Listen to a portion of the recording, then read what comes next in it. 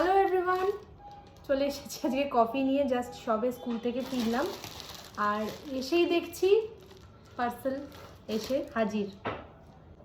তো চলো আনবক্সিং করি, দেখি কি এসেছে। আমি আসলে কখন যে কি অর্ডার দিয়ে রাখি আমার নিজেরই মনে থাকে না। তো লেটস গেট ওপেন।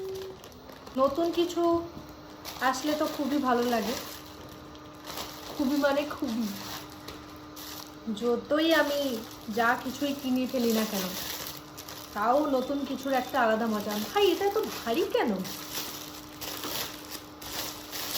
ও এসেছে আমার জুতো, দেখো মিশো থেকে।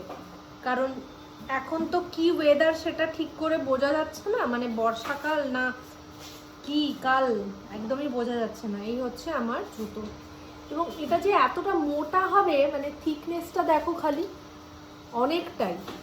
তা আমি না এটা মানে ফটোতে দেখে ভাবিনি, কিন্তু এটা মুশকিল হয়েছে। মুশকিলটা এটাই, যেটা কিন্তু আমি গ্রে কালারের অর্ডারটা দিইনি, এটা আমি দিয়েছিলাম রেড অ্যান্ড ব্ল্যাক। এটা এসে গেছে আমার কাছে গ্রে। এবার আমি কি করব বলো, এটা আমি রাখি না চেঞ্জ করি? পায়ে পরে একটু দেখি কেমন হচ্ছে। পায়ে পরে তো দেখলাম ভালোই লাগছে, এবং এই জুতোর একটা ব্যাপার আছে, সেটা আমি বলছি কি ব্যাপারটা। তার আগে জুতোটা একটু হেঁটেও দেখে নিই।